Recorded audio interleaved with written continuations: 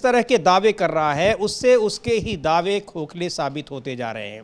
वहाँ बीएलओ जो block level officer हैं जिनको इस मतदाता फॉर्म भरवाने की जिम्मेदारी दी गई है, उनको कलेक्ट करने की जिम्मेदारी दी गई है, उनके ऊपर जिस तरह का दबाव है, तमाम खामियां आए दिन उजागर हो रही हैं और चुनाव आयोग इस तरह की खबरों को, रिपोर्ट्स को गलत बताता फिर रहा है।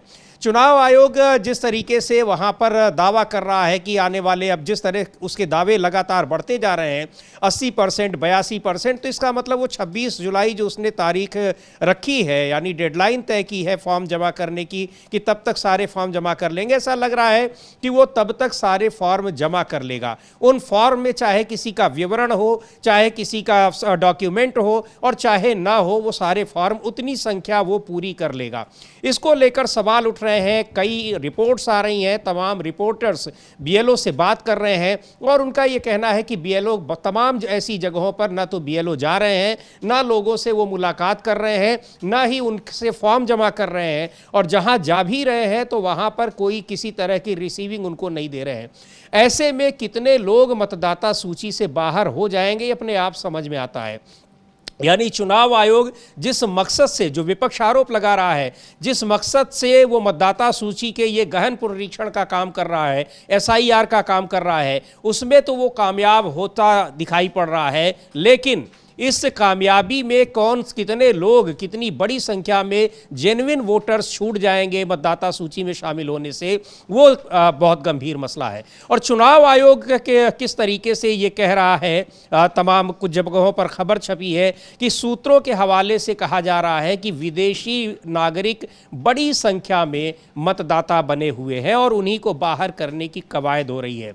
दरअसल किसी अधिकारी का इस तरह का अब तक कोई बयान नहीं आया है और जब इसके बारे में चुनाव आयोग के अधिकारियों से पूछा जा रहा है तो किसी ने इस पर स्पष्टीकरण भी नहीं दिया है, किसी ने इस पर सहमति भी नहीं जताई है। अब सवाल यह है कि किसने ये कहा है। ये खबरें आ रही हैं विपक्ष की ओर से कि जानबूझकर चुनाव आयोग इस तरह की खबरें प्लांट करा रहा है, लेकिन इस पूरे प्रकरण में चुनाव आयोग की मंशा और चुनाव आयोग जो कुछ भी कर रहा है वो बिल्कुल स्पष्ट हो गया है कि वो चाहता क्या है।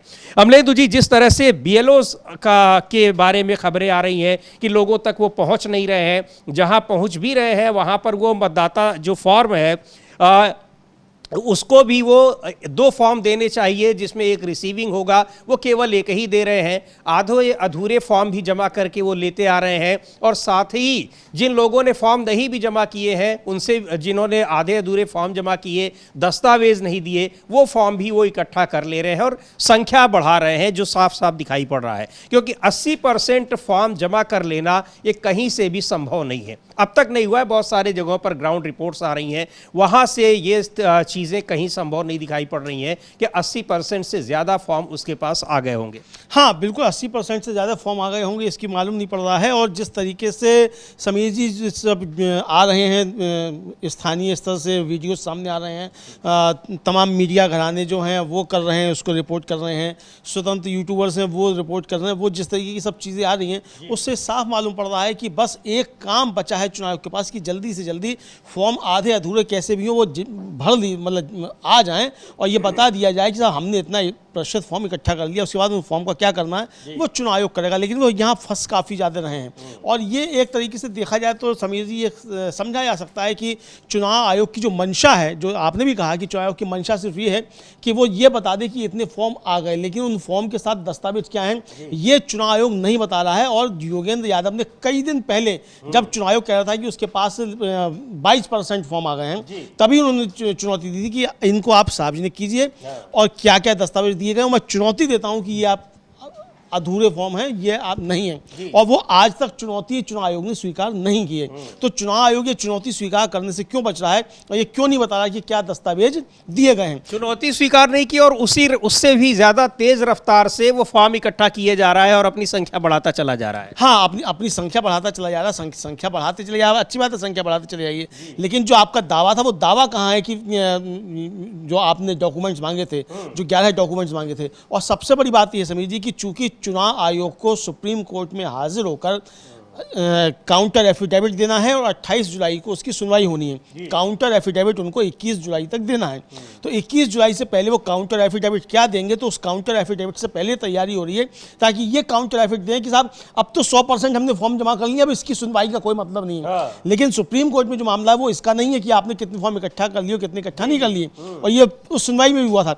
मामला ये है कि आपको अधिकार है कि नहीं है, और जो दस्तावेज आप मांग रहे हैं वो दस्तावेज आप मांग सकते हैं कि नहीं मांग सकते हो, ये कितना ज़्यादा संवैधानिक है ये इस पे है। तो आपकी जो कार्यवाही है वो कितनी संवैधानिक है और कितनी संविधान के खिलाफ है, मुकदमा इस पर है, तो सुनवाई इसी पर होनी है, इस पर नहीं कि आपने 100% फॉर्म जमा कर लिए कि 50% कर लिए। और अमलेंदु जी, जो बड़ा सवाल है कि जो ये फॉर्म इकट्ठे किए जा रहे हैं और किसी को रिसीविंग नहीं दिया जा रहा है, यानी जिनको रिसीविंग नहीं दिया जा रहा है सीधे तौर पर मान लिया जाएगा कि उन्होंने फॉर्म नहीं जमा किए हैं, उनको मतदाता सूची से बाहर कर दिया जाएगा इस तरह से कि वो मतदाता सूची में थे ही नहीं। यह भी कहा जा रहा है कि जहां भी ये बीएलओ जा रहे हैं, जिन घरों में सब हर सदस्य का मतदाता सूची में नाम के लिए उनका वेरिफिकेशन चाहिए, उनको एक फॉर्म दिया जा रहा है और एक उस फॉर्म की रिसीविंग यानी फॉर्म की 2 प्रतियां दी जाएंगी। ये नियम है, लेकिन कहीं पर एक ही दिए जा रहे हैं। उसके बाद जब पूरे परिवार का वेरिफिकेशन या वहां से फॉर्म इकट्ठा कर लेंगे तो बीएलओ उनके घर पर एक स्टिकर लगाकर आएगा जिससे पता चले कि इस घर के लोगों का मतदाता सूची का वेरिफिकेशन हो गया है, इन्होंने फॉर्म जमा किए हैं। न तो का स्टिकर दिखाई पड़ रहे हैं तमाम जगहों पर, ऐसा नहीं कि सब जगहों पर, लेकिन बहुत सारी जगहों पर, कहीं घरों पर स्टिकर नहीं है। लोगों को मतदाता सूची के ये जो 2 फॉर्म देने हैं उनमें केवल एक फॉर्म मिला हुआ है, उनको रिसीविंग नहीं मिला हुआ है। और दूसरे ये है कि कई जगहों पर बीएलओ घर घर जा भी नहीं रहे हैं, कहीं एक जगह बैठकर वो सारे पूरे गांव का कर ले रहे हैं, इलाके का कर ले रहे हैं, जितना उनको दिया गया है, जो कुछ उनसे हो पा रहा है। क्योंकि उनके ऊपर भी टारगेट पूरा करने का दबाव है। कुछ बीएलओ जिन्होंने अपनी पीड़ा लोगों से बताई, रिपोर्टर से बताई, उनको सस्पेंड भी कर दिया गया है।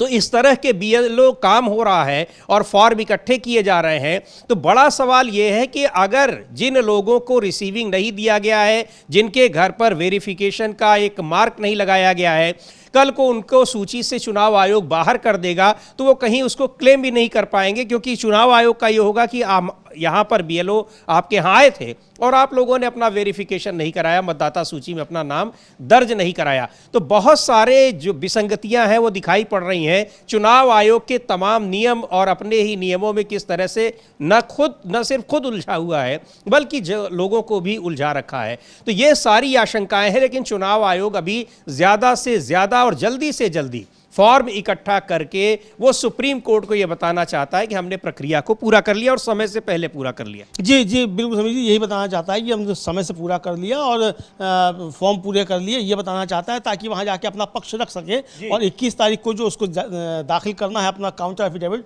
तो काउंटर एफिडेविट में ये बात कर सके। इधर मनोज झा जो है आरजेडी के सांसद हैं, उन्होंने एक प्रेस रिलीज जो है समीर जी उसको जारी किया है, मतलब उसको रिपोस्ट किया है। और ये प्रेस रिलीज जो है वो 144 मटिहानी विधानसभा क्षेत्र जिला बेगूसराय में चल रहे विशेष गहन पुनरीक्षण कार्यों में लापरवाही के आरोप में बीएलओ पर प्राथमिकी दर्ज। ये जिला प्रशासन बेगूसराय का एक प्रेस विज्ञप्ति है कोई, इसको उन्होंने पोस्ट करते हुए और सवाल उठाया है कि क्या पारदर्शिता और भागीदारी को क्या अतीत की चीज बना देंगे? आप बता सकते हैं क्या है? जी बिल्कुल, इसको ये जो प्रेस रिलीज है उसमें बीएलओ पर प्राथमिकी यानी एफआईआर दर्ज की गई है गहन पुनरीक्षण कार्यों में लापरवाही के लिए। अब क्या लापरवाही थी उसमें ये पूरा डिटेल दिया गया है कि जो कुछ जगहों पर गहन पुनरीक्षण के संबंध में गलत और भ्रामक जानकारी देने संबंधित वायरल वीडियो की जानकारी, यानी जो कुछ बीएलओ उन्होंने किसी टीवी चैनल पर आकर ये सारी बातें बता दी, उसके बाद उनके खिलाफ एफआईआर दर्ज हो गई है। तो ये बातें बीएलओ बता नहीं सकते हैं, उनके खिलाफ एफआईआर दर्ज की गई है। लेकिन चुनाव आयोग जब इन सारी बातों को जानते हुए भी उनके ऊपर दबाव बना रहा है कि जल्दी से जल्दी उनको फॉर्म ज़्यादा से ज़्यादा संख्या में जमा करने हैं, वो कहाँ से करेंगे और अपनी वो पीड़ा ये बता भी नहीं सकते हैं, जो उनके खिलाफ अब एफआईआर दर्ज की गई है। और ये बेगूसराय ज़िले का ये मामला है जहाँ पर ये किया गया है।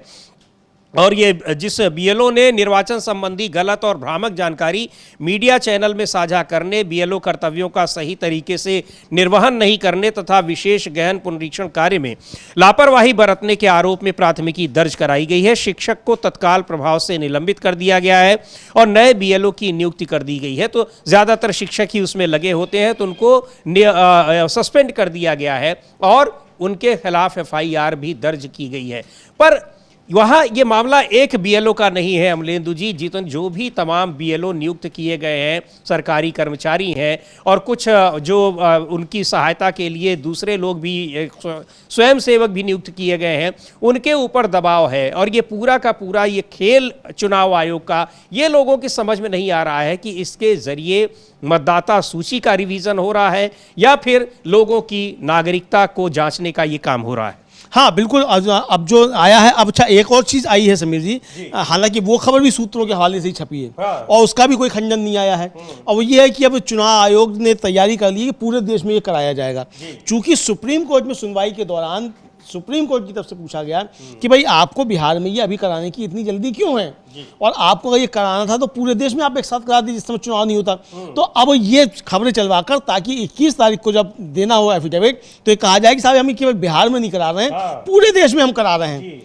तो लेकिन सवाल ये उठा था कि बिहार में आप जो करा रहे हैं तो आपने इसमें 6 महीने का भी समय नहीं दिया है, और अगर किसी मतदाता का नाम कट जाएगा तो आपने उसका मताधिकार छीन लिया जब तक वो प्रक्रिया पूरी होगी, और ये चुनाव तब तक हो चुका होगा। तो ये बहुत सारे तकनीकी पहलू हैं और संवैधानिक पहलू हैं जिस पर सुनवाई होनी है। उससे बचाव का रास्ता जो है खोजने की कोशिश कर रहा है चुनाव आयोग, ताकि सुप्रीम कोर्ट में जवाब देने से बच सके और सुप्रीम कोर्ट जो सवाल पूछा है वो जवाब ना देने पड़े। लेकिन वही है कि जितना वो बचाव करने की कोशिश कर रहा है और जितना वो अपने को पारदर्शी दिखाने की कोशिश कर रहा है और ये बताने की कोशिश कर रहा है कि बहुत ज़रूरी काम कर रहा है, अपनी उन्हीं कोशिशों में उलझता चला जा रहा है। क्योंकि इस पूरी प्रक्रिया में जितनी जल्दबाजी में ये प्रक्रिया, इसका आदेश जारी किया गया और उस पर इम्प्लीमेंटेशन हो रहा है, उस पर कई सारे सवाल उठ रहे हैं। और ये निश्चित तौर पर 8 करोड़ मतदाताओं का, वो भी बिहार जैसे राज्य में, बड़ा राज्य है, वहां पर भौगोलिक स्थिति भी ऐसी नहीं है कि बहुत आसान हो एक जगह से दूसरी जगह लोगों का पहुंचना। उस राज्य में आप 1 महीने के भीतर कैसे 8 करोड़ मतदाताओं का सत्यापन कर पाएंगे?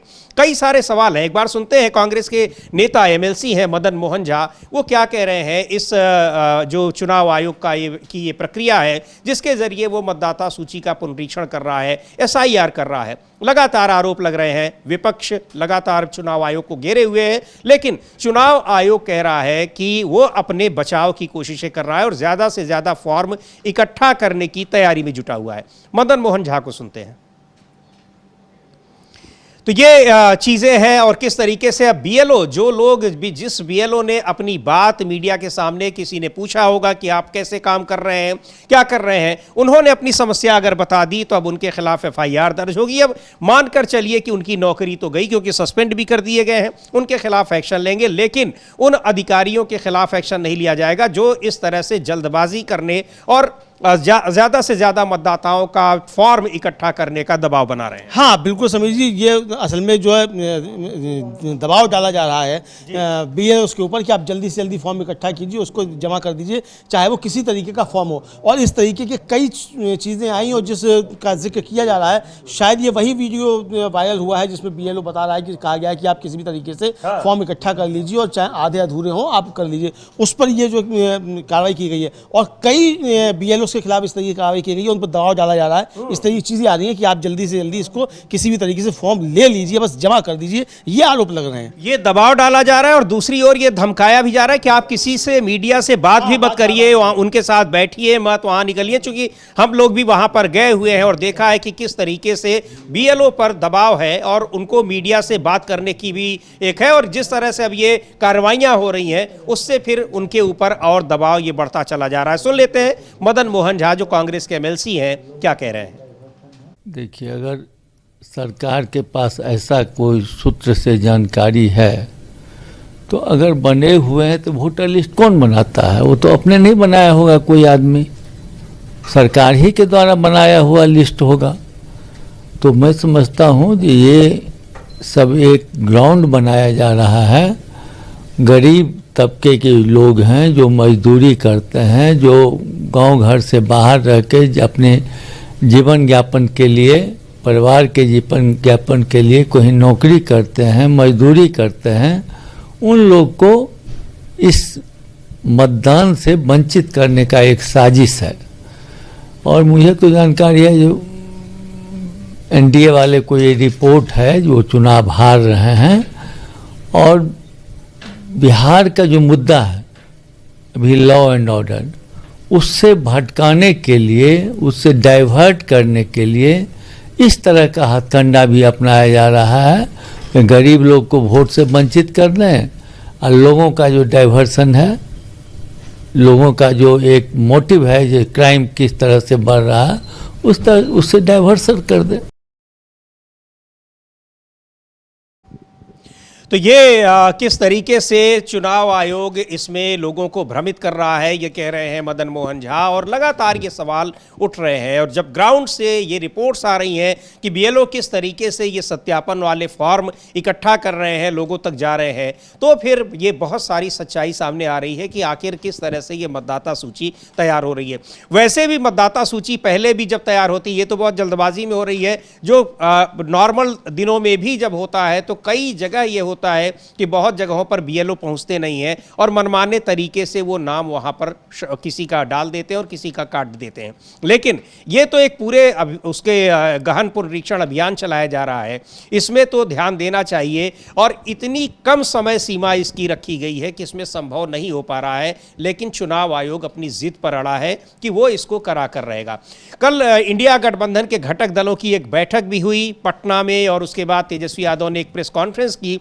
उन्होंने उसके जो कुछ वहां पर कहा उस पर एक ट्वीट भी किया है, और यही सारे सवाल उन्होंने उठाए हैं कि जो सूचना, जो दावा चुनाव आयोग कर रहा है, आखिर उस दावे के पीछे सच्चाई क्या है। चुनाव आयोग की ओर से अगर सूत्रों के हवाले से खबर वो प्लांट करवा रहा है कि बांग्लादेशी, म्यांमार के लोग और दूसरे जो जगहों के, दूसरे नेपाल के लोग अगर मतदाता सूची में शामिल हैं, तो आखिर अब तक उसी मतदाता सूची से चुनाव क्यों होता रहा?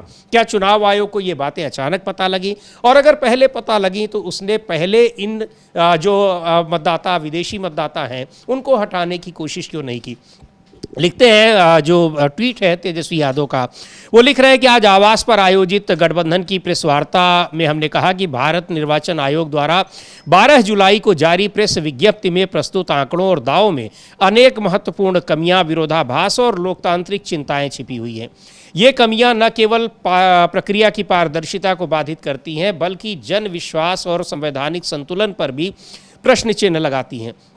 हमने बिंदुवार प्रमुख कमियां गिनाते हुए कहा कि आयोग ने दावा किया है कि 80.11% मतदाताओं ने गणना प्रपत्र भर दिए हैं, लेकिन यह नहीं बताया गया कि इनमें से कितने प्रपत्र सत्यापित हैं, स्वैच्छिक हैं और वैध तरीके से भरे गए हैं।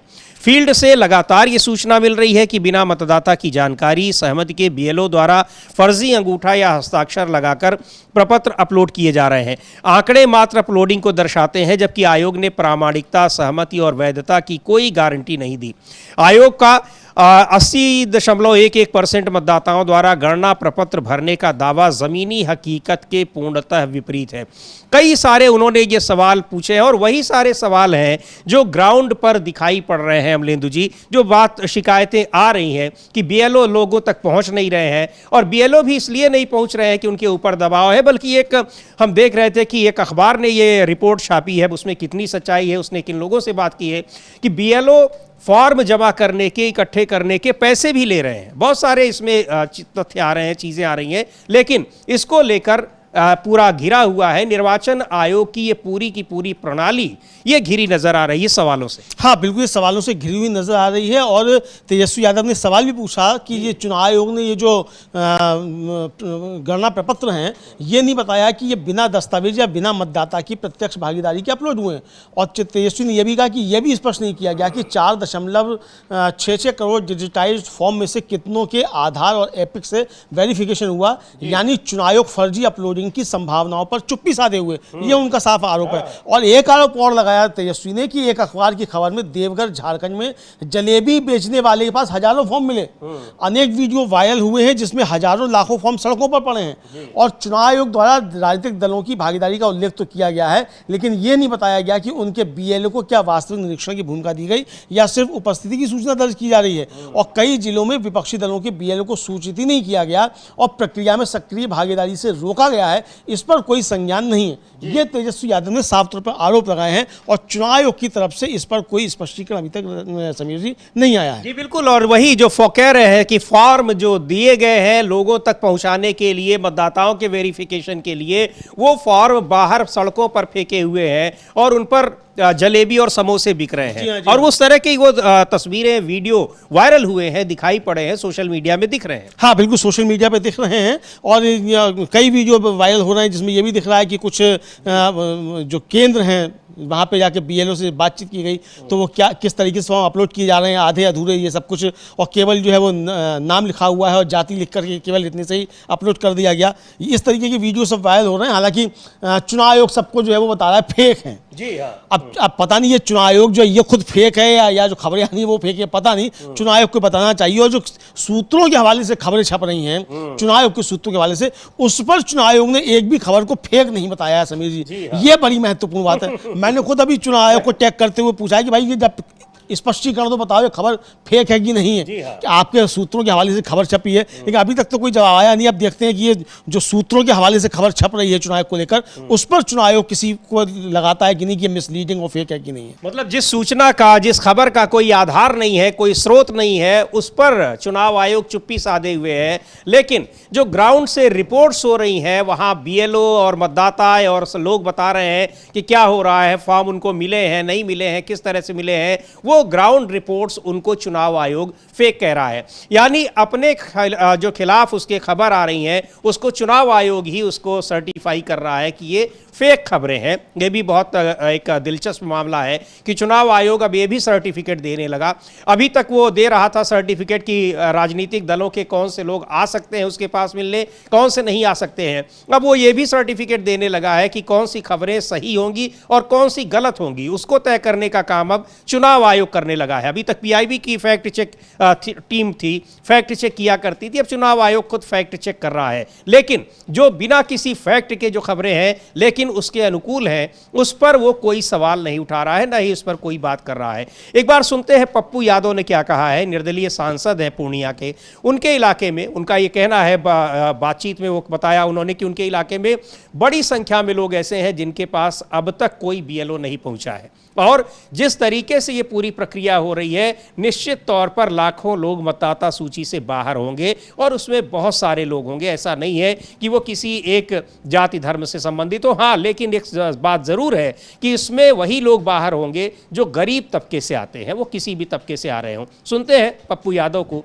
क्या कह रहे हैं। और इसको लेकर तेजस्वी यादव ने कल प्रेस कॉन्फ्रेंस में कहा कि सूत्र पर हम भरोसा नहीं करते, तो सूत्र मूत्र के बराबर है। जो भाषा शैली है और जिस तरह की उनकी टिप्पणी थी, उसको लेकर आपका क्या कहना है? भाई सूत्र पे ही तो सब कुछ होता है।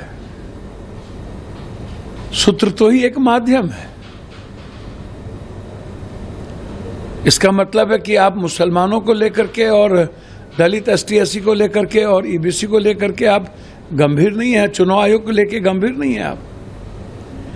अब आप हमको बताइए, चुनाव आयोग धृतराष्ट्र तो हो ही गए हैं, सैकड़ों हो चुके हैं। वो ना वो सुप्रीम कोर्ट की सलाह मान रहे हैं, ना वो संविधान को मान रहे हैं। सुप्रीम कोर्ट ने उन्हें सलाह दी, साफ शब्दों में कहा कि तुम किसी भी कीमत पर आप ये तय नहीं कर सकते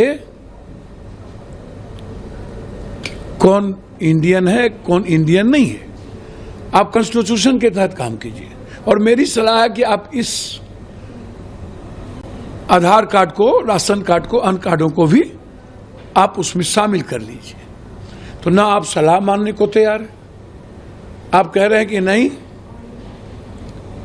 हम भाजपा के दुर्योधन के लिए जो काम कर रहे हैं, हमें कुछ भी जिग जैग नहीं करना। एक तो सबसे खतरनाक संकेत है ये। दूसरी बात, सुप्रीम कोर्ट ने उन्हें एक और सलाह दी थी कि आप ये बताइए कि ठीक है आप वर्किंग कीजिए, कि ऐसी क्या जरूरत पड़ गई 6 महीना पहले आपको म्यांमार, नेपाल या बांग्लादेश के बारे में ये जानकारी नहीं थी जब आप नए वोटर लिस्ट को तैयार कर रहे थे, और ना ही आप अरुण जेटली लॉ मिनिस्टर के उन मुद्दों को याद है कि आपको किस परिस्थिति में वोटर लिस्ट में किन के नाम को ऐड करना है और किन के नाम को बाहर करना है, आप वो भी ध्यान में आपको नहीं है। अब आप कह रहे हैं कि मैं जा रहा हूं, हमें पता चला, तो हम चुनाव आयोग से पूछना चाहेंगे, अभी तो आपने फॉर्म बांटना शुरू किया, अब फॉर्म कहीं से आया नहीं। और दूसरी बात आप कह रहे हैं कि जिनके बारे में हमको शक हो रहा है उनके पास आधार कार्ड भी है, राशन कार्ड भी है, लेकिन वो गलत तरीके से है। तो हम चुनाव आयोग से पूछना चाहेंगे, आधार कार्ड और पैन कार्ड जो मर जाएगा उसका भी रहेगा। आप 123% पूर्णिया में, 126 किशनगंज में, 124 कटिहार अररिया में, अरे जनाब गुजरात में 18 लोकसभा में 11, 12, 13% ज्यादा है, जहां माइनॉरिटीज 3, 2, 6% है।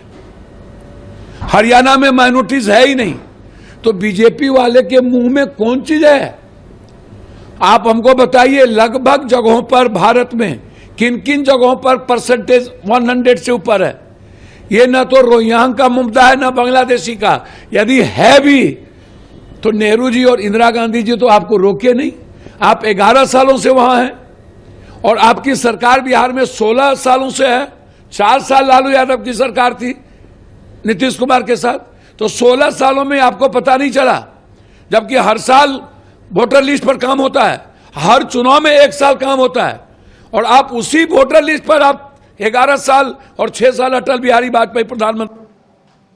तो यही सवाल उठ रहा है कि आखिर जब विदेशी उसमें मतदाता है तो आप 11 साल से क्या कर रहे थे? मान लीजिए उसके पहले आपने नहीं किया, इस बीच में आप गहन पुनरीक्षण भी कर सकते थे और हर चुनाव से पहले भी उसका पुनरीक्षण होता है, तो क्या हुआ? लेकिन अब अचानक बिहार में विधानसभा चुनाव से ठीक पहले उसका पुनरीक्षण हो रहा है, और यही सवाल उठ रहे हैं कि आखिर जब गलत सूची है, विदेशी उस मतदाता सूची में है, तो उसी सूची से चुने हुए, उसी मतदाता सूची से चुने हुए लोकसभा के सदस्य फिर कैसे वैध हो सकते हैं? हाँ बिल्कुल सवाल है, और कैसे वैध हो सकते हैं, और मोदी जी प्रधानमंत्री कैसे हो सकते हैं? जब इन बांग्लादेशी, ये सब बांग्लादेशी हैं और म्यांमार के हैं और नेपाल के हैं, तो मोदी जी क्या बांग्लादेशियों के वोट से प्रधानमंत्री बन गए हैं? तो तुरंत बर्खास्त किया जाए मोदी जी को, आखिर बांग्लादेशियों के वोट से बन गए हैं। तो ये कहना क्या चाह रहा है हमारा मीडिया, और चुनाव आयोग इस पर बोल क्यों नहीं रहा है कुछ? इसको फैक्ट चेक क्यों नहीं कर रहा चुनाव आयोग कि ये फर्जी खबरें हैं? ये सवाल उठता है समीर जी कि चुनाव आयोग इन फर्जी खबरों को जो उसके सूत्रों के हवाले से बताई जा रही हैं उनको क्यों नहीं कर रहा फैक्ट चेक, क्यों नहीं कर रहा ये फर्जी खबरें हैं? कि हमारा कोई सूत्र नहीं इस तरह की बात कर सकता है, फर्जी बातें। हाँ, लेकिन चुनाव आयोग खामोश है इस पर जी। बाकी जो रिपोर्ट्स आ रही हैं, ग्राउंड रिपोर्ट्स आ रही हैं, उनको बता रहा है ये मिसलीडिंग और फर्जी हैं। यहाँ तक कि नेता विपक्ष जो है बिहार का, उसके ट्वीट को आप बता दे रहे हैं कि ये मिसलीडिंग है, लेकिन ये फर्जी खबरें जो छप रही हैं इसमें खामोश है चुनाव आयोग।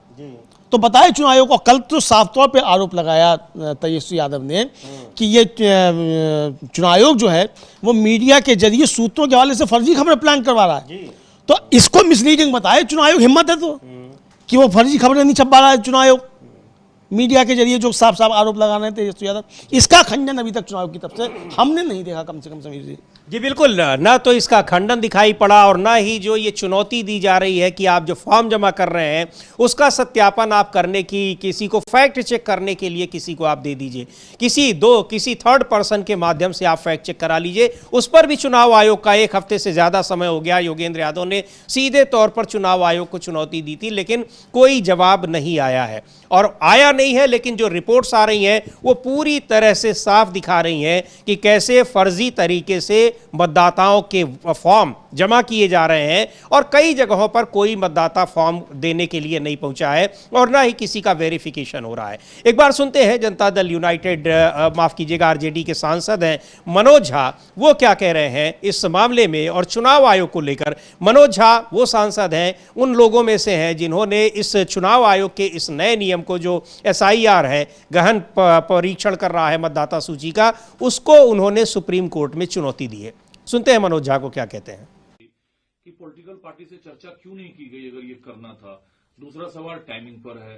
तीसरा सवाल, कभी इसमें बांग्लादेश, नेपाल, म्यांमार आता है, कभी इसमें बिहार में रह रहे लोगों का जो है वो सूचीबद्ध रहेगा नहीं रहेगा मतदाता सूची में। एग्जैक्टली डिमांड, देखिए मेरा सीधे तौर पर कहना है और मुझे उम्मीद है कि आप जो ये मुझसे बात कर रहे हैं ये माननीय चुनाव आयोग तक भी पहुंचेगा, अलग अलग प्लेटफॉर्म के माध्यम से। कोर्ट में जाने से पूर्व हमने माना चुनाव आयोग को कहा था कि 22 बरस बाद आप जागे। 22 बरस बाद, 22 बरस पहले वाले में कभी आपने सुना था कि कुछ दिक्कत हुई, परेशानी हुई? अटल जी की सरकार थी, 2003 की मैं बात कर रहा हूं। 22 बरस बाद क्यों हो रहा है ऐसा? क्यों आप पर शंका हो रही है, कार्यशैली पे शंका हो रही है? आपने पदभार ग्रहण किया तो कहा बिना पॉलिटिकल पार्टी से बात किए हुए कोई निर्णय नहीं लूंगा। ये कौन सी पार्टी से बात की, कितनी पार्टी से, या एक पार्टी से बात करके इतनी कर ली? माननीय सर्वोच्च न्यायालय ने गंभीरता पूर्वक टाइमिंग के सवाल पूछे, यहां तक कहा कि अगर किसी को आपत्ति होगी सत्यापन के बाद, जब पूरा लिस्ट 2 बार ड्राफ्ट के बाद डाल देंगे, तो जब तक वो आपत्ति उसकी ग्रीवांस रिट्रेसल में जाएगी, चुनाव बीत चुका होगा। ये लोकतंत्र को कमजोर करना नहीं हुआ। एक महत्वपूर्ण बात कहता हूं, Aadhaar, ration card, EPIC voter card के लिए माननीय सर्वोच्च न्यायालय ने कहा मुख्य कानून था, अब तक दिशा निर्देश आना चाहिए था। माननीय सर्वोच्च न्यायालय के ऑब्जर्वेशन के अनुरूप कोई दिशा निर्देश नहीं। और फिर सूत्र के हवाले से खबर, ये सूत्र कौन है? उत्पात मचाने के लिए, नफरत के बीज बोने के लिए। किसने ड्राफ्ट देखा, किसने वेरीफाई किया है? और अगर हां, फिर भी म्यांमार और बांग्लादेश के लोग हैं। मैंने पहले भी आपसे कहा था कि इंडो नेपाल के रिश्ते को समझने के लिए वहां का होना जरूरी है। नेपाल के साथ किस तरह का संबंध है, पूरे दरभंगा, मधुबनी से लेकर के इधर पूर्णिया, अररिया, किशनगंज, सहरसा, आपको ये समझ दिल्ली दरबार को नहीं होगी। लेकिन मेरा प्रश्न है, अगर एक भी म्यांमार का और बांग्लादेशी है, the home minister of this country is. तो ये जो विदेशी मतदाता कैसे आ गए, और उसके अलावा ये बहुत बड़ा सवाल उठा रहे हैं हम लेंदु जी कि आखिर 22 साल पहले भी गहन पुनरीक्षण हुआ था, SIR हुआ था, किसी को नहीं पता चला था कैसे हुआ, चूंकि वो प्रक्रिया के तहत हुआ था और उसमें पूरा समय दिया गया था। ऐसे नहीं था कि BLO के ऊपर एक प्रेशर डाल दिया गया कि आप लेकर आइए, इतने फॉर्म आपको जमा करवाने हैं। वो चाहे आप उनके पास गए हों, चाहे सीधे अपने से ही सिग्नेचर कर दिए गए हैं, कौन वेरीफाई करने जा रहा है? किसी का डॉक्यूमेंट भी अब नहीं लिया जा रहा है। लेकिन अब सूत्रों के हवाले से खबर आ रही है, चुनाव आयोग की ओर से कहा जा रहा है कि इस अधिकारी ने कहा कोई पता नहीं है, और ये खबर, और ना ही चुनाव आयोग उसका खंडन कर रहा है कि इस मतदाता सूची में रोहिंग्या शामिल हैं, म्यांमार के लोग शामिल हैं, बांग्लादेश के लोग शामिल हैं, नेपाल के लोग शामिल हैं, यानी इन देशों के लोगों को चुनाव मतदाता सूची में शामिल किया गया। तो 22 साल पहले की जो ये रिव्यू हुआ था, क्या उसी समय ये लोग बने थे? और वही बात कह रहे हैं मनोज झा कि उस समय NDA की ही सरकार थी। लेकिन जो अगर ये बना था, ये जानकारी चुनाव आयोग को है, तो फिर ये काम पहले क्यों नहीं हुआ? बहुत सारे सवाल हैं, लगातार उस पर सवाल उठ रहे हैं, पूछे जा रहे हैं। सुप्रीम कोर्ट ने भी ये सारे सवाल पूछे हैं और सुप्रीम कोर्ट ने 28 तारीख को दोबारा सुनवाई की तारीख रखी है। उससे पहले एफिडेविट मांगा है चुनाव आयोग से। एफिडेविट में चुनाव आयोग क्या कहता है, लेकिन जिस तरह से चुनाव आयोग अपना बचाव करता दिखाई पड़ा सुप्रीम कोर्ट में, उससे ये साफ है कि जो आरोप है विपक्ष का कि चुनाव आयोग की मंशा ठीक नहीं है, वो बिल्कुल साफ नजर आ रहा है। बिल्कुल चुनाव आयोग की मंशा पर ही सवाल उठ रहे हैं और चुनाव आयोग की मंशा को लेकर जो है बहुत ज़्यादा सवाल हैं कि चुनाव आयोग की मंशा ठीक नहीं है। हालांकि चुनाव आयोग बार बार कह रहा है कि कोई भी मतदाता छूटे ना, ये कह रहा है कोई भी मतदाता छूटे ना, लेकिन कोई भी मतदाता छूटे ना और इसके पीछे तैयारी चल रही है कि मतदाताओं को छोड़ दिया जाए। ये विपक्ष के आरोप हैं और विपक्ष के आरोपों पर कोई साफ जवाब चुनाव आयोग की तरफ से नहीं आ रहा है। सुप्रीम कोर्ट में भी जो बातें कहेंगी उन बातों में साफ तौर पर दिखाई पड़ा कि चुनाव आयोग एक तरीके से विपक्ष के आरोपों को स्वीकार करता हुआ ही नजर आया कि नागरिकता जांचने का काम कर रहा है। उनके वकील साहब ने कह दिया कि हाँ नागरिकता जांचने का काम कर रहे हैं। इस पर सुप्रीम कोर्ट ने फटकार भी लगाई कि ये आपका काम नहीं है, ये गृह मंत्रालय का काम है, आप अपना काम कीजिए जो आपका काम है। इसको लेकर बहुत सारे सवाल हैं। तो चुनाव आयोग को जो काम है वो ना करके दूसरे काम कर रहा है और सीधे सीधे चुनौती अमित शाह जी को दे रहा है, जो कि नागरिकता जांचने का काम गृह मंत्रालय का है। तो गृह मंत्रालय का काम जो है वो ज्ञानेश कुमार जी कर रहे हैं। ज्ञानेश कुमार जी को मालूम होना चाहिए कि वो मुख्य चुनाव आयुक्त हैं, गृह मंत्री नहीं है। गृह मंत्री अमित शाह हैं। तो मुझे लगता है अमित शाह जी की तरफ से भी ज्ञानेश कुमार जी को कहना चाहिए कि आप हमारे मंत्रालय के अधिकार क्षेत्र का उल्लंघन ना करें, आप संवैधानिक संस्था हैं तो अपने दायरे में रहें। लेकिन आश्चर्य की बात है कि गृह मंत्री भी खामोश है, गृह मंत्रालय भी खामोश है। गृह मंत्रालय भी कोई फैक्ट चेक नहीं कर रहा है कि चुनाव जो कर रहा है फर्जी काम कर रहा है, ये नहीं करना चाहिए। तो ये गृह मंत्रालय की तरफ से आना चाहिए, मुझको ऐसा लगता है समीर जी। बाकी अब गृह मंत्री ने अगर अपने सारे काम दे दिए हैं खुशी खुशी ज्ञानेश कुमार जी को, तो उस पर हम क्या कर सकते हैं। लेकिन ये जो मुद्दा है, जो विदेशी मतदाताओं की बात आ रही है चुनाव आयोग के सूत्रों के हवाले से, अमलेंदु जी, इसमें एक बार फिर चुनाव आयोग भी घिरा हुआ है, सरकार भी घिरी हुई है और ये कहा जा रहा है कि ये सूत्र कोई और नहीं बल्कि चुनाव आयोग के सूत्र नहीं, बल्कि ये सूत्र भारतीय जनता पार्टी के हैं। क्योंकि चुनाव आयोग पर लगातार ये आरोप लग रहा है कि वो भारतीय जनता पार्टी के हिसाब से काम करती है और उसी के निर्देश पर काम करती है। समाजवादी पार्टी के नेता हैं रविदास मेहरोत्रा, वरिष्ठ नेता हैं, कई बार विधायक रहे हैं, उनसे एक बार वो क्या कह रहे हैं एक बार देखते हैं। उन्होंने ये आरोप लगाया है कि हर बार चुनाव के समय बीजेपी कुछ इस तरह के विवाद और मुद्दे लेकर आती है और इस बार वो यही मुद्दे चुनाव आयोग के जरिए ला रही है और जिसमें चुनाव आयोग के सूत्रों के हवाले से वह बात कही जा रही है। रविदास मेहरोत्रा को सुनते हैं क्या कह रहे हैं। यही सरकार जो है अगर इन्हीं वोटों से बनी है तो ये वोटर गलत कैसे हो गए, आप किस तरह से देखते हैं उनके बयान को। भारतीय जनता पार्टी हर चुनाव से पहले वोटर लिस्ट में बांग्लादेशियों के और बाहर के लोगों के नाम की जांच के आधार पर मुसलमानों के वोट काटने का काम करती है। अगर वोटर लिस्ट में गड़बड़ी थी तो इसी वोटर लिस्ट पर पिछला बिहार में विधानसभा के चुनाव हुए थे और उस चुनाव में बिहार में भाजपा की सरकार बनी थी। अगर वोटर लिस्ट में गड़बड़ी थी तो फिर बिहार में भाजपा की सरकार जो बनी वो सरकार अवैध सरकार थी। भारतीय जनता पार्टी चुनाव जीतने के लिए तिगड़म करने का काम करती है और चुनाव आयोग भारतीय जनता पार्टी की सरकार का एक ऐसा विंग बन गया है जो उसके कहने से काम करता है और निष्पक्ष चुनाव होने की संभावनाएं बहुत कम होती जा रही हैं। इसलिए हम लोग ये मांग करते हैं कि निष्पक्ष चुनाव होने के लिए चुनाव आयोग को भी। तो ये सवाल उठ रहे हैं कि आखिर जब ये मतदाता सूची पहले भी थी और अभी भी है, तो जब पहले आपको पता था कि उसमें विदेशी मतदाताओं के नाम शामिल हैं, तो फिर उस मतदाता सूची से विदेशी नामों को हटाने का अभियान पहले क्यों नहीं चलाया गया। अचानक आपको बिहार के विधानसभा चुनाव से ठीक पहले ये याद आई है। लोकसभा चुनाव भी उसी मतदाता सूची के आधार पर हो गए हैं। लोकसभा बिहार में 40 लोकसभा सांसद चुन लिए गए हैं, लेकिन चुनाव से ठीक पहले विधानसभा चुनाव से ठीक पहले उसमें ये खामियां नज़र आने लगी हैं। एक तरीके से इस पूरे अपने जो SIR अभियान ही चला रहा है, गहन पुनरीक्षण अभियान, अमलेंदु जी, उसके ज़रिए वो न केवल अधिकार क्षेत्र में, गृह मंत्रालय के अधिकार क्षेत्र में हस्तक्षेप करता दिख रहा है, ये भी दिख रहा है कि वो चुनाव आयोग की ही कार्यशैली पर कितना सवाल उठा रहा है।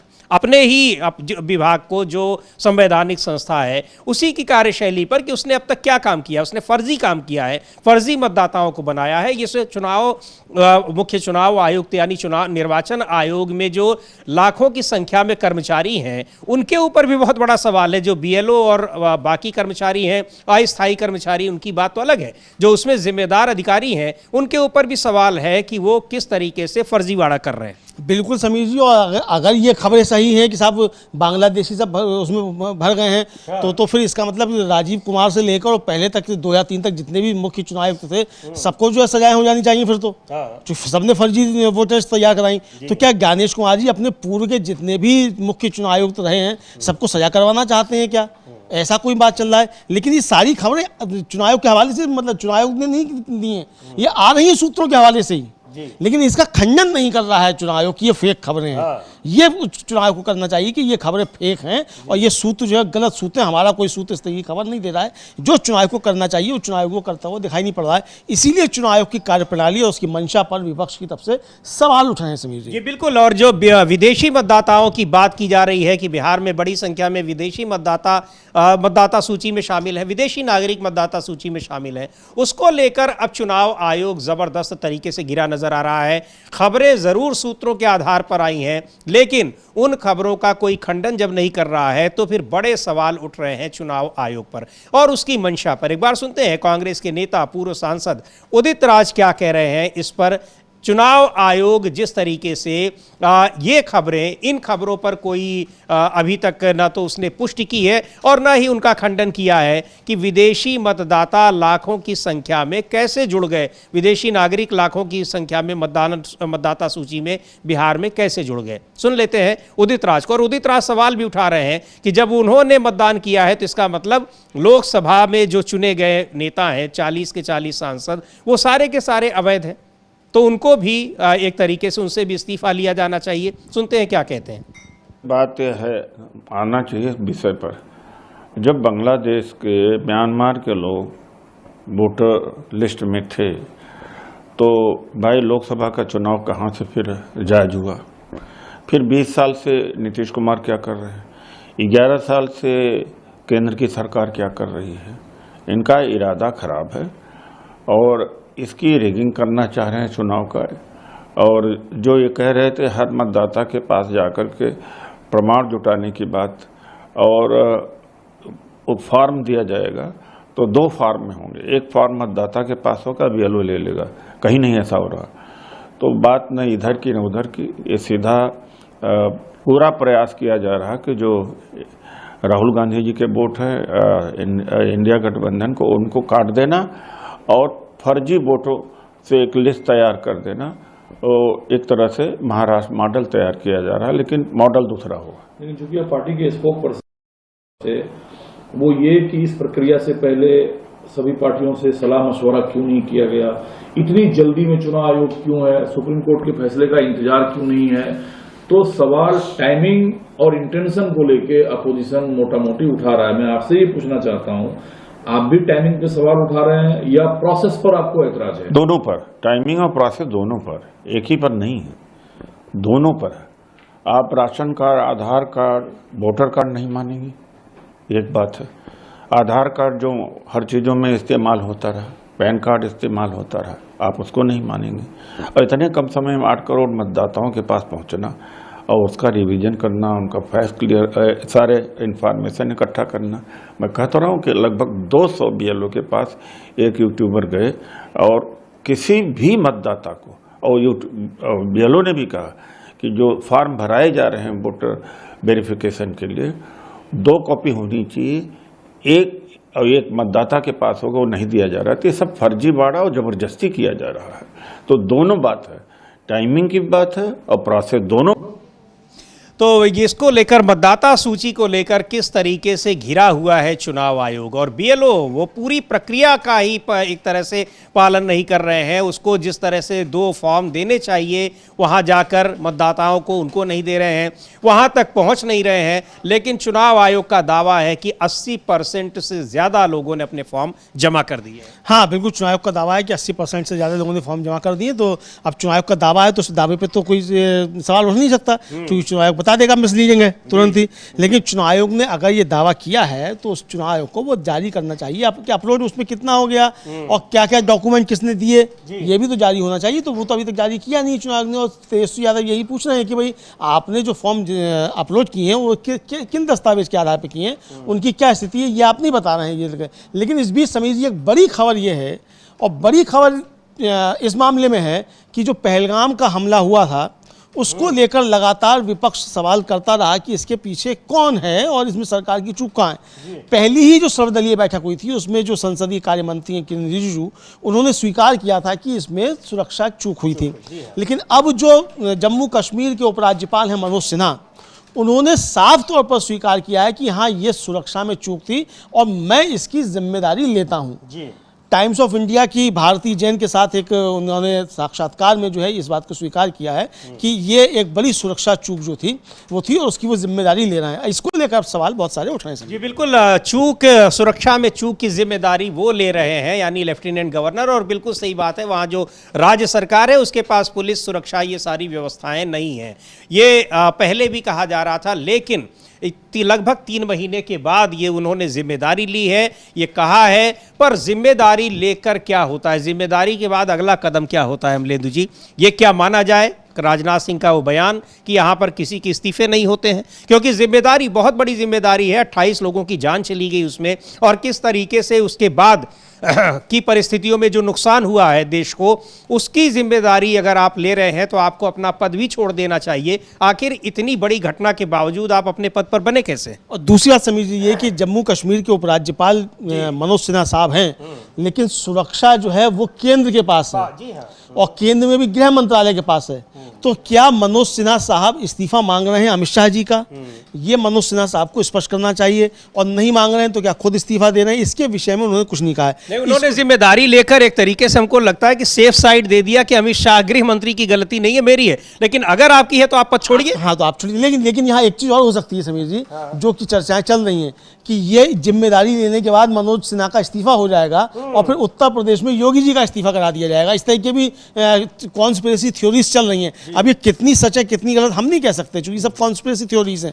लेकिन अगर जिम्मेदारी ले रहे हैं मनोज सिन्हा साहब तो जिम्मेदारी लेने के साथ साथ इस्तीफा होना चाहिए, या तो मनोज सिन्हा साहब का हो या फिर जो है गृह मंत्री का हो या फिर जो हमारे जेम्स बॉन्ड हैं डोभाल साहब उनका हो। किसी को तो कह रहे हैं कि कुछ नुकसान ही नहीं हुआ, खिड़की शीशा तक नहीं टूटा है। वो न जाने किस नजर से और कहां बैठकर देख रहे थे। हाँ वो उनका असल में चश्मा जो है वो दूसरे तरीके का होगा जिसमें कांच दिखाई नहीं पड़ता होगा, तो ये हो सकता है। चश्मे भी तो कई तरीके के आते हैं ना अब तो, और बड़े लोग हैं तो बड़े तरीके के चश्मे भी पहनते होंगे। लेकिन इस पर पवन खेड़ा जो है कांग्रेस के प्रवक्ता, उन्होंने सीधे सीधे पूछा है कि आखिर दिल्ली में अब किसका इस्तीफा होगा। वो ट्वीट हम दिखा सकते हैं पवन खेड़ा का। जी बिल्कुल, कांग्रेस के नेता पवन खेड़ा ने उस पर ट्वीट किया है और पूछा है कि आखिर उस पर जो जिम्मेदारी ली है तो अब आगे क्या होगा। और लिख रहे हैं पवन खेड़ा कि इसमें जो कि जम्मू कश्मीर के उपराज्यपाल मनोज सिन्हा ने ये जिम्मेदारी ली है। हमले के 82 दिन बाद आखिरकार उन्होंने पहलगाम की जिम्मेदारी ली। ऐसा करके वो दिल्ली में किसकी रक्षा कर रहे हैं? कितने दिन, हफ्ते, महीने लगेंगे जब उन्हें जिम्मेदार ठहराया जाएगा और इस्तीफा देना होगा या बर्खास्त होना होगा। ये वही बात सीधे तौर पर गृह मंत्री अमित शाह के लिए कह रहे हैं। ऐसा लग रहा है अमलेंदु जी कि किसको वो बचा रहे हैं। तो वही बात है कि उनके लिए, अमित शाह के लिए वो ढाल बनकर आ रहे हैं मनोज सिन्हा। लेकिन सवाल ये है कि अगर आप जिम्मेदार हैं तो फिर आप उस पद पर अपने को बैठने लायक समझ कैसे रहे? हाँ, अगर इतनी बड़ी घटना की जिम्मेदारी आपने ली है तो आपको उसी दिन इस्तीफा दे देना चाहिए था जिसके आज आप 82 दिन बाद जिम्मेदारी ले रहे हैं। हाँ। तो ये एक गंभीर मसला है और मुझे लगता है कि इसीलिए सरकार जो थी वो संसद के विशेष सत्र से भाग रही थी। और अब मुझे लगता है कि जो संसद का मानसून सत्र शुरू होने जा रहा है और उससे पहले मनोज सिन्हा साहब का यह कबूलनामा जो है कि उसके पहलगाम में सुरक्षा चूक थी और उसके लिए वो जिम्मेदार हैं, इसको लेकर एक विवाद एक बड़ा खड़ा हो सकता है मानसून सत्र में संसद के। और अब देखते हैं कि विपक्ष इसको किस तरीके से उठाता है। अभी तक केवल पवन खेड़ा की प्रतिक्रिया आई है इस पे, अब देखते हैं बाकी विपक्ष की इस पर क्या प्रतिक्रिया आती है। जी बिल्कुल, लेकिन एक बड़ा मुद्दा है और चूंकि पहलगाम और उसके बाद फिर जिस तरीके से ऑपरेशन सिंदूर को अंजाम दिया भारतीय सेना ने, लेकिन ऑपरेशन सिंदूर को सफलतापूर्वक अंजाम देने के बाद भी उसको रोक दिया गया, सीज फायर, इन सारे मुद्दों पर जबरदस्त हंगामा होने के आसार हैं आगामी आने वाले दिनों में जब संसद का मानसून सत्र शुरू होगा। क्योंकि विपक्ष मांग कर रहा है कि इस पर चर्चा के लिए सर्वदलीय बैठक बुलाई जाए जिसमें प्रधानमंत्री हो। इसके अलावा वहां या तो फिर संसद का विशेष सत्र बुलाया जाए। सारी मांगों को खारिज कर दिया गया। लेकिन मानसून सत्र जब शुरू होगा तो निश्चित तौर पर ये सारे सवाल उठेंगे। अब उसके ठीक पहले ये जो इंटरव्यू दिया लेफ्टिनेंट जनरल मनोज सिन्हा ने, उसमें वो अपनी जिम्मेदारी बता रहे हैं। अपनी जिम्मेदारी बताने के बावजूद वो इस पद पर अब तक बने हुए हैं वहाँ उन्होंने, और इस जिम्मेदारी को लेने में उनको लगभग 3 महीने बीत गए हैं। पर ये बड़ा सवाल उठाया है कांग्रेस के नेता पवन खेड़ा ने कि इस जिम्मेदारी को ये बात कहकर उन्होंने दिल्ली में किसको बचाया है, प्रधानमंत्री को या गृह मंत्री को? हाँ बिल्कुल, अब ये सवाल उठ रहे हैं और चूंकि पवन खेड़ा तो साफ साफ पूछ रहे हैं कि आप दिल्ली में किसको बचा रहे हैं और दिल्ली में अब किसका इस्तीफा होगा। चूंकि सुरक्षा की जिम्मेदारी दिल्ली की है तो इसलिए सवाल भी दिल्ली पर ही उठ रहे हैं कि दिल्ली जो है वो किस तरीके से इस पर काम कर रही है और कब दिल्ली में किसका इस्तीफा होगा। अब ये बहुत महत्वपूर्ण सवाल है समीर जी, और इनको लेकर अब किस तरीके से किसी का इस्तीफा होता है कि नहीं होता। हालांकि चूंकि जैसे आपने भी जिक्र किया कि राजनाथ सिंह कह चुके हैं कि ये यूपीए नहीं है, एनडीए है, यहाँ इस्तीफे नहीं होते हैं, तो इस्तीफा नहीं होगा। लेकिन इतनी ही बात बड़ी है कि मनोज सिन्हा साहब ने कम से कम ये स्वीकार कर लिया कि चूक उनकी है और सुरक्षा में चूक। आगे वो कह रहे हैं कि चूंकि खुला मैदान है, हमारा सुरक्षा कर्मी नहीं हो सकते थे। एक लंबा चौड़ा इंटरव्यू है उसका, लेकिन उसमें इंटरव्यू की शुरुआत जो है उसमें सबसे पहले वो यही स्वीकार कर रहे हैं कि ये पाकिस्तान प्रायोजित आतंकवाद था। ये तो सब कह रहे हैं पाकिस्तान प्रायोजित आतंकवाद था, इसको किसी को तो राय नहीं। वो पाकिस्तान प्रायोजित था, तभी सेना ने वहां पर अटैक किया आतंकवादी ठिकानों पर, लेकिन आपने रोक दिया। ये सब रोक दिया। लेकिन सवाल यही है कि जब ये सवाल पूछा जा रहा था कि भाई इसकी जिम्मेदारी आखिर यहाँ भी तो कोई लेगा, तो यहाँ किसी ने जिम्मेदारी क्यों नहीं ली? प्रधानमंत्री खामोश रहे, गृह मंत्री खामोश रहे, पूरी सरकार खामोश रही। जब किरण रिजिजू साहब ने सर्वदलीय बैठक में स्वीकार कर लिया कि चूक हुई, तो उसी समय किसी का इस्तीफा होना चाहिए था, नहीं हुआ इस्तीफा। तो यह गंभीर सवाल है और इसको लेकर लगता है कि अब संसद का जो मानसून सत्र होगा उसमें काफ़ी हंगामा देखने को मिलेगा। अब सरकार किसकी जिम्मेदारी तय करती है? क्या प्रधानमंत्री नरेंद्र मोदी या गृह मंत्री अमित शाह जो है इस खुलासे के बाद और इस स्वीकारोक्ति के बाद मनोज सिन्हा के बाद मनोज सिन्हा का या खुद का इस्तीफा देते कि नहीं देते हैं, ये देखने वाली चीज होगी। जी बिल्कुल, इसको लेकर अब एक बार फिर ये नए सिरे से ये बहस शुरू हो गई है। हालांकि इसमें कोई नई बात नहीं है, लेकिन ये जो साफ तौर पर दिखाई पड़ रहा है कि लेफ्टिनेंट गवर्नर जब मनोज सिन्हा ये जिम्मेदारी अपने ऊपर ले रहे हैं तो निश्चित तौर पर वो किसी को बचाने की कोशिश है। और यही सवाल उठाया है कांग्रेस के नेता पवन खेड़ा ने कि आखिर वो दिल्ली में किसको बचा रहे हैं। लेकिन एक उससे भी बड़ा सवाल यह है कि जब उनको ये पता है कि वो जिम्मेदार हैं तो फिर वो पद पर बने क्यों हैं? वो जबरन उनको बनाए रखा गया है, उनके अंदर नैतिकता नहीं है, या फिर वो जिम्मेदार होने के बावजूद पद नहीं छोड़ेंगे? ये सारे सवाल हैं। लेकिन इन्हीं सब के बीच में एक जो बड़ा सवाल बिहार में है वो है मतदाता सूची को लेकर। और एक तमाम चुनाव आयोग की ओर से सूत्रों के हवाले से खबरें चल रही हैं। उन्हीं सूत्रों के हवाले से खबरों में अब ये भी चल रहा है कि चुनाव आयोग इस तरह का जो गहन मतदाता सूची का पुनरीक्षण है वो पूरे देश में करने जा रहा है। ऐसा वो इसलिए खबरें छपवा रहा है या इस तरह की जो कहा जा रहा है कि खबरें प्लांट की जा रही हैं ताकि सुप्रीम कोर्ट में वो बता सके कि वो किस तरह से इसको गंभीरता से ले रहा है। और देश भर में ये अभियान चलाया जा रहा है क्योंकि बड़ी संख्या में विदेशी लोग मतदाता बने हुए हैं। चुनाव आयोग के इस दावे पर सवाल उठ रहे हैं और ये भी कहा जा रहा है कि जब विदेशी मतदाता बने हुए हैं फिर भी चुनाव आयोग ने अब तक उनको निकालने की, मतदाता सूची से बाहर करने की कोशिश क्यों नहीं की? हाँ बिल्कुल, ये सवाल उठ रहे हैं कि अब तक आपने क्यों नहीं की। और आज जब आप ही बता रहे हैं कि इसमें विदेशी मतदाता हैं तो ये आपको पहले से भी मालूम होना चाहिए था, लेकिन आपको पहले से नहीं मालूम है, तो इसीलिए ये सवाल उठ रहे हैं। और निश्चित तौर पर चुनाव आयोग अपने ही सवालों में घिरा जा रहा है और ये देखा जाता है। ये बिल्कुल इसमें अपने तमाम जो सवाल है उनमें गिरा दिख रहा है। और एक बार सुन लेते हैं मनोज झा इस मामले में क्या कह रहे हैं, जो आरजेडी के नेता हैं, सांसद हैं और वो भी एक पिटिशनर हैं इस मामले में जो याचिका सुप्रीम कोर्ट में गई है। मनोज झा को सुनते हैं। कि पॉलिटिकल पार्टी से चर्चा क्यों नहीं की गई अगर ये करना था? दूसरा सवाल टाइमिंग पर है। तीसरा सवाल, कभी इसमें बांग्लादेश, नेपाल, म्यांमार आता है, कभी इसमें बिहार में रह रहे लोगों का जो है वो सूचीबद्ध रहेगा नहीं रहेगा मतदाता सूची में। एग्जैक्टली डिमांड देखिए, मेरा सीधे तौर पर कहना है और मुझे उम्मीद है कि आप जो ये मुझसे बात कर रहे हैं ये माननीय चुनाव आयोग तक भी पहुंचेगा अलग अलग प्लेटफॉर्म के माध्यम से। कोर्ट में जाने से पूर्व हमने माना चुनाव आयोग को कहा था कि 22 बरस बाद आप जागे। 22 बरस बाद, 22 बरस पहले वाले में कभी आपने सुना था कि कुछ दिक्कत हुई, परेशानी हुई? अटल जी की सरकार थी, 2003 की मैं बात कर रहा हूं। 22 बरस बाद क्यों हो रहा है ऐसा?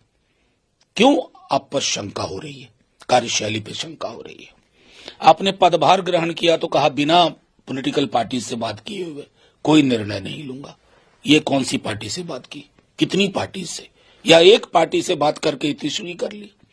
माननीय सर्वोच्च न्यायालय ने गंभीरता पूर्वक टाइमिंग के सवाल पूछे, यहां तक कहा कि अगर किसी को आपत्ति होगी सत्यापन के बाद, जब पूरा आप लिस्ट 2 बार ड्राफ्ट के बाद डाल देंगे, तो जब तक वो आपत्ति उसकी ग्रीवांस रिट्रेसल में जाएगी, चुनाव बीत चुका होगा। ये लोकतंत्र को कमजोर करना नहीं हुआ।